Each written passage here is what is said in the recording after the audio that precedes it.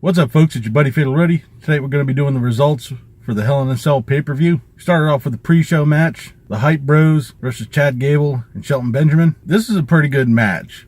It was kind of short. There was a lot of back and forth between the two of them. There was a lot of tags. Mojo Rawley and Zack Ryder started fighting again. Like I said, this looks like it's going to be the precursor for them splitting. Zack Ryder ate a power bomb, so Chad Gable and Shelton Benjamin won that one. We then come to the main event, the SmackDown Tag Titles, Hell in a Cell match, the Usos versus the New Day. Big E looked awesome. He had a couple of suicide dives very early in the match. They looked scary as hell. Looked like Francesca's no longer with us anymore. And Xavier Woods proved that you can never have too much cowbell. I could have used a little more cowbell. Jey Uso did his best Braun Strowman impression by throwing a chair at Xavier Woods when he was up on the ropes. Jimmy Uso did a suicide dive on Big E while Jey Uso was holding him up, slammed him straight into the cell. The Usos won this match. I will say that this match was awesome. I'd be willing to say this is the match of the night, if not the match of the year. This was awesome. Unfortunately, things started going downhill from here. We then have Randy Orton versus Rusev. Randy Orton went for an RKO early on. Rusev got out of it and started stomping on Orton in the corner. Rusev had a lot of offense in this match, and at some points I almost thought he was going to take it away. Randy Orton got an RKO for the win. This was an M match. I was kind of hoping Rusev was going to win this one because they really need to build him up. He's been jobbing out way too many times, and it's almost like he's getting buried. We then come to the U.S. title match, which was supposed to be Baron Corbin versus AJ Styles, but earlier on, Ty Dillinger talked to Daniel Bryan and got himself put in, so it's now a triple threat match. Early on in the match, the crowd was chanting, "Where's your briefcase?" towards Baron Corbin. Corbin was showing a lot of brutality through this match. He was not playing around. AJ Styles got Ty Dillinger into the calf crusher, and before Dillinger got to tap out, Baron Corbin pulled him out towards the ropes to break the hold. Later on, AJ Styles hit Dillinger with a phenomenal forearm. Before he got to the pin, Baron Corbin kicks AJ Styles out of the ring and steals the pin. Baron Corbin is now the new U.S. champion. Despite Ty Dillinger being the patsy in this match, allowing AJ Styles to win clean, this is a pretty good match. We then come to the SmackDown's women's title, Natalya versus Charlotte. This is another good one. A lot of back and forth going between Charlotte and Natalya. About halfway through the match, Charlotte starts selling a knee injury. She attempted one moonsault, but Natalya rolled out.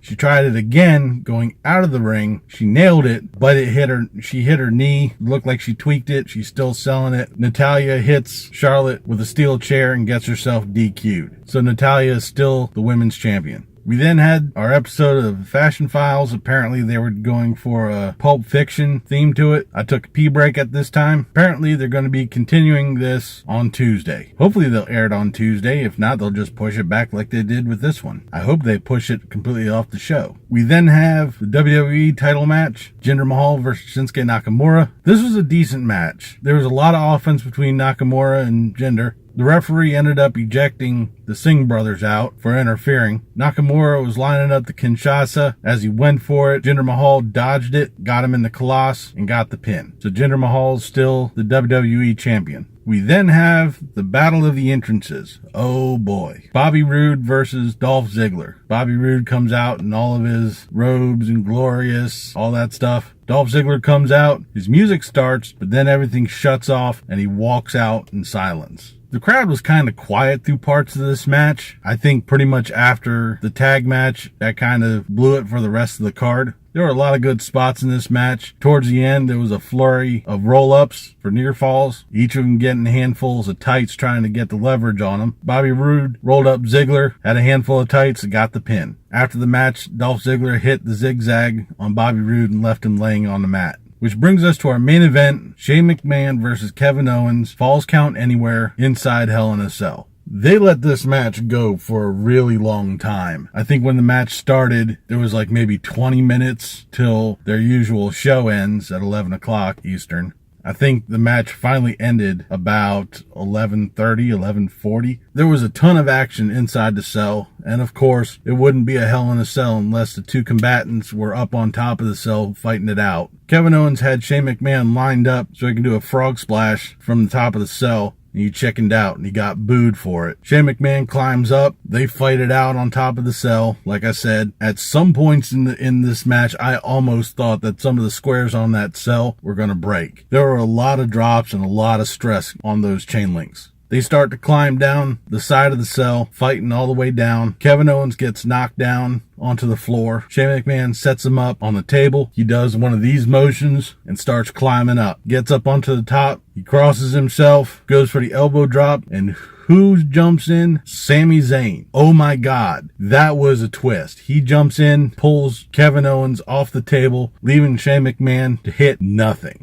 He hit the table, but he didn't catch any of Kevin Owens. Sami Zayn then throws Kevin Owens on top of Shane McMahon and tells the referee, who's stunned, just like the rest of us, to count. 1, 2, 3, Kevin Owens wins. Now, I did predict Kevin Owens to win.